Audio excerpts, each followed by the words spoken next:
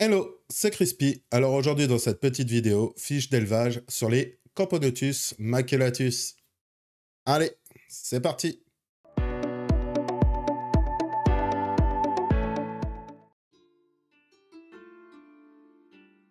La Camponotus maculatus est une grande espèce de Camponotus africaine, de couleur très variable en fonction des localités et des morphes. Elle possède 3 castes d'ouvrières, major, média et minor. Les majors sont très imposants, mesurant presque la taille de la gyne et possédant de très puissantes mandibules. Les médias auraient un rôle de pot de miel et s'occupent du couvain. La Camponotus maculatus est une espèce de plaine et de forêt sèche. On la retrouve dans les brousses, dans la savane herbeuse légèrement arborée et dans les zones à végétation basse. Les nids sont souvent à même le sol, dans la terre ou sous les pierres.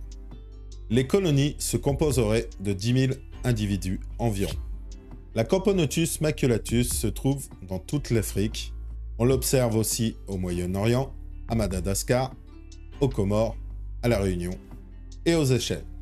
La gyne Camponotus maculatus mesure entre 16 et 17 mm et de couleur noire et jaune, même si la couleur noire est dominante.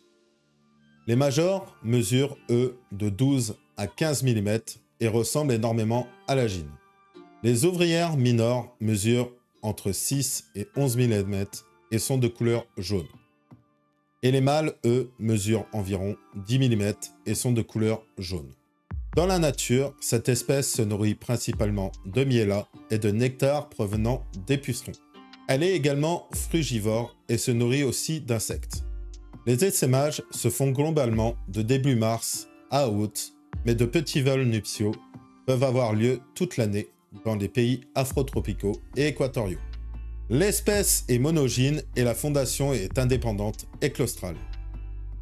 La gyne élèvera la première génération d'ouvrières avec ses réserves qu'elle aura réalisées.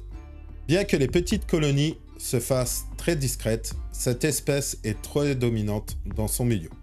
Les grandes colonies sont très agressives, rivalisant avec les grandes Ponerinae et Myrmicinae. Elles sont capables de se défendre en déposant une goutte d'acide formique sur leur agresseur.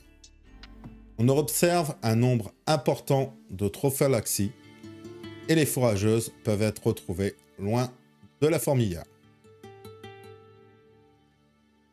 Lors de la fondation de cette espèce, il faudra placer la gyne dans un tube à essai préparé pour la fondation.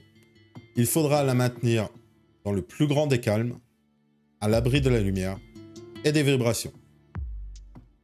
La première génération compte environ 6 individus et une aire de chasse devra être mise en place, même si je préconise un nourrissage en tube avec du liquide sucré jusqu'à la 10e ou 15e ouvrière. Une diapause à 15 degrés est fortement recommandée. Cette espèce est omnivore et opportuniste. On devra la nourrir avec des liquides sucrés, des insectes et de temps en temps des morceaux de viande crue. La Camponotus maculatus devra être maintenue à une température de 23 à 28 degrés pour une hygrométrie de 40 à 55%. Dans un setup composé de nids en béton cellulaire. Attention, l'espèce est foreuse, donc contrôlez souvent votre setup.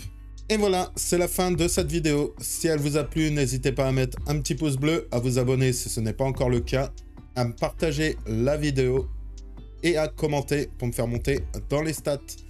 Je vous rappelle qu'avec le code CrispyMyrmex10, vous avez moins 10% sur la boutique d'Aestheticons. On se retrouve comme d'habitude chaque dimanche pour une nouvelle vidéo fourmi. Je vous dis à dimanche prochain. Ciao!